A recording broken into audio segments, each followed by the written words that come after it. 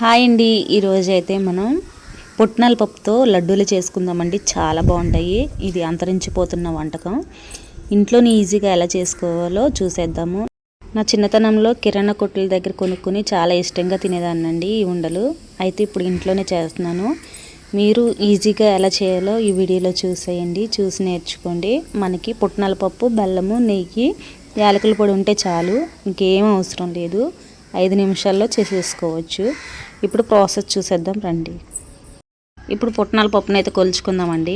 Cup పుట్నాల పప్పు తీసుకుని 3/4 కప్పు బెల్లం తీసుకోవాలి. పుట్నాల పప్పు ఒకవేళ క్రిస్పీగా లేకపోతే సిమ్లో పెట్టుకుని లైట్గా వేయించుకోండి. కరకరలాడితే ఉండలు. మనం ఏ వంటకం చేసినా కొలతలు అనేవి కరెక్ట్గా ఉండాలండి. కప్పు పుట్నాలకి 3/4 కప్పు బెల్లం కరెక్ట్గా సరిపోతుంది. చూడండి ఎంత ఎల్తుకైతే తీసుకోవాలి. ఇప్పుడైతే మిగతా ప్రాసెస్ చూసేద్దాం. మీలో ఎంతమందికి పుట్నాల పప్పుతో చేసిన లడ్డూలు అంటే ఇష్టమో కామెంట్ చేయండి. నాకైతే చాలా ఇష్టము, అండ్ ఇవి హెల్దీ కూడా. ఇప్పుడు మందపాటి కడాయిని తీసుకుని బెల్లాన్ని అయితే వేసుకుందాం. వేసుకుని కొంచెం 2 చెంచాలు వాటర్ చాలండి, ఎక్కువ అవసరం లేదు. 2 చెంచాలు వాటర్ పోసుకోండి.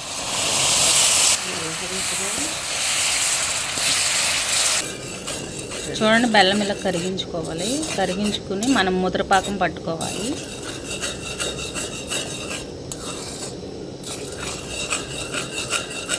ఇప్పుడు పాకం వచ్చిందో లేదో చెక్ చేసుకుందామండి.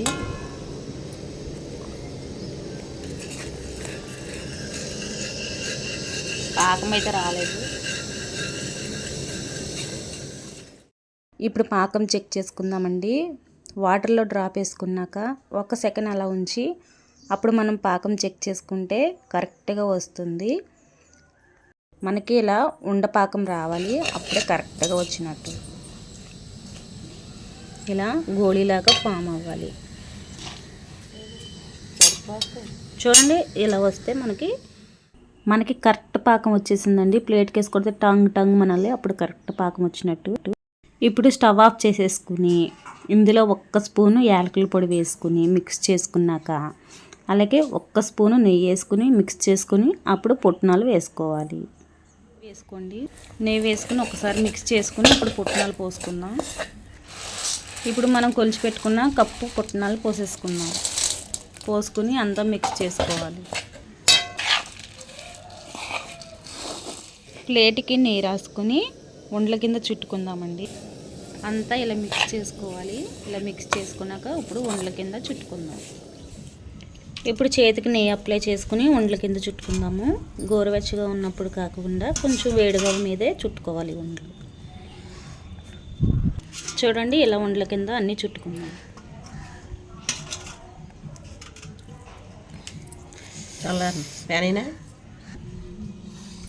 చూడండి, ఒకవేళ మనకి ఇలా ఉండలు చేసేటప్పుడు చేయి కాలుతూ ఉంటుంది కదా, అయితే మీకోసం చిన్న చిట్కా చెప్తాను.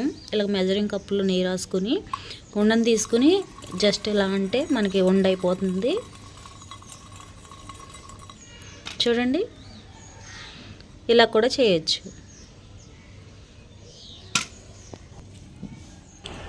నేను చూపించిన చిట్కాతో మనం ఏ లడ్డూలైనా చుట్టుకోవచ్చండి, చక్కగా వస్తాయి. ఇలా చేతితో చుట్టుకునే కన్నా మెజరింగ్ కప్తో చుట్టుకుంటే ఉండలు బాగా వస్తాయి. చల్లారాక మళ్ళీ మనం ఇలా ఉండల కింద నొక్కుంటే గట్టిగా ఉంటాయి.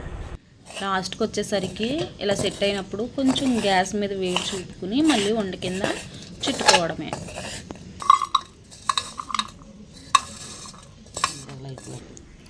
చూసారు కదా, ఎంతో ఈజీగా మనకి పుట్నాల లడ్డు అయితే రెడీ అయిపోయింది. చాలా బాగుంటాయండి. మనం ఇలా కింద పడేసిన ఎరువు అంత స్ట్రాంగ్గా ఉంటాయి. అయితే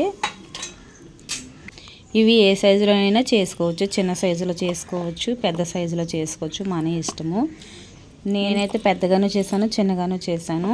నేను చూపించిన విధంగా మీరు ట్రై చేయండి. మీకు ఎలా వచ్చిందో కామెంట్ చేయండి. వీడియో నచ్చితే లైక్ చేయండి. యూజ్ఫుల్ అనుకుంటే మీ ఫ్రెండ్స్ అండ్ ఫ్యామిలీకి షేర్ చేయండి. Thank you. ఇప్పుడైతే టేస్ట్ చూద్దాం.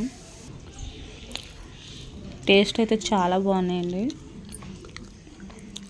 అచ్చం మనం కొట్టు దగ్గర కొనుక్కున్నట్టుగానే ఉన్నాయి.